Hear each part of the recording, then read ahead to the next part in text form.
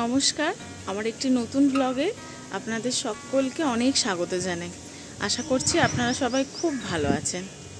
সকালবেলা একটু ছাদে চলে এসেছি।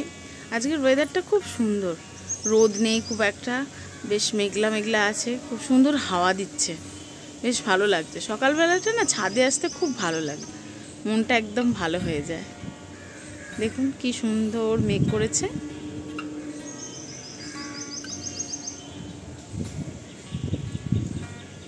কদিন এত রোদ ছিল, গাছটা পুরো শুকিয়ে গেছিল। তাও তো পাতাগুলো আবার একটু একটু সবুজ হচ্ছে বৃষ্টি পড়ছে বলে, না হলে রোদ্দুরে গাছটা আমার পুরো জ্বলে গেছে। কতবার করে জল দিই, তাও এত রোদ, আসলে গাছগুলো আর সহ্য করতে পারছে না।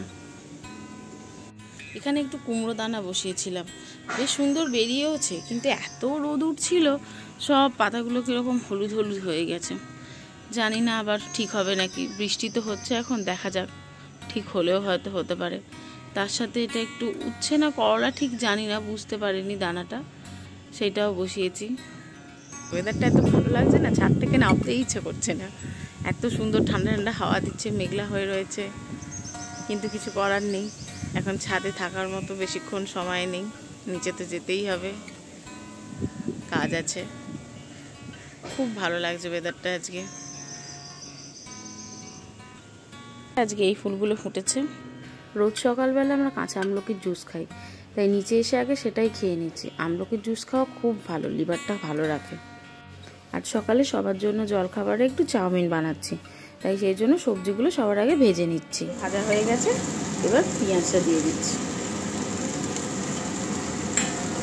তার সঙ্গে দিয়ে দেবো দুটো লঙ্কা।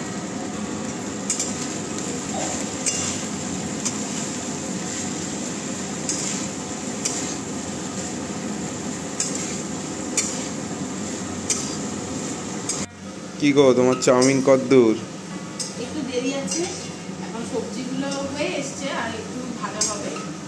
তারপর আজকে তো সয়াবিন দিয়ে চাউমিন করবো, তো সয়াবিনগুলো একটু ভাজবো, তারপর চাউমিনটা সেদ্ধ আছে, একটু ভেজে হলেই হয়ে যাবে, একটু টাইম লাগবে। কেন, তোমার কি খিদে পেয়ে গেছে আজকে তাড়াতাড়ি চাউমিন হচ্ছে দেখে? না না, একটু ওয়েট করা হয়ে যাবে। করো করো করো। আজকে সয়াবিন দিয়ে চাউমিন করেছিলাম, তাই সয়াবিনগুলো একটু মশলা সস দিয়ে ভেজে নিয়েছি।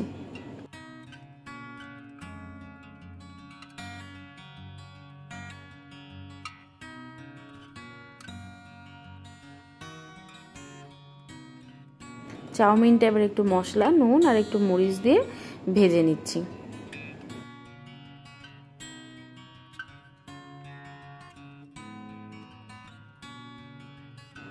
চাউমিনটা ভাজা হয়ে গেছে, এবার সব সবজিগুলো একসঙ্গে দিয়ে দেবো, দিয়ে ভালো করে মিক্স করে নিলে হয়ে যাবে আমাদের চাউমিন রেডি।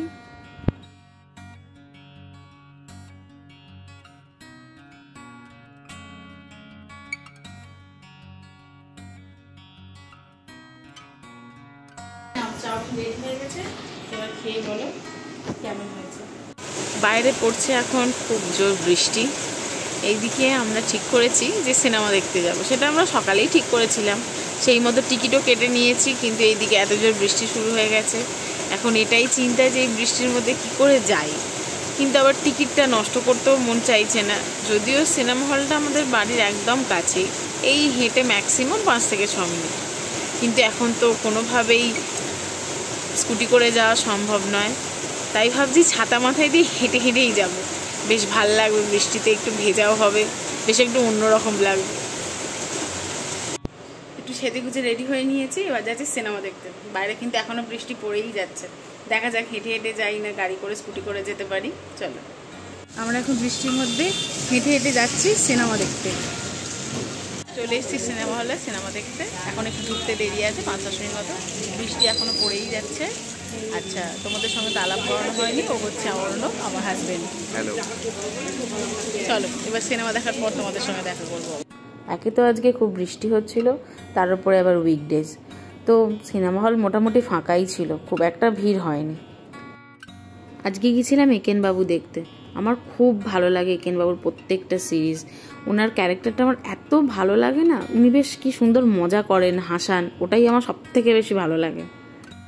ফেলুদা ব্যোমকেশের পর এখনো পর্যন্ত একেন বাবু আমার সব থেকে ফেভারিট গোয়েন্দা চরিত্র। এবারের মতো তো দেখা হয়ে গেল, আবার অপেক্ষা নেক্সট সিরিজ আবার কবে আসে।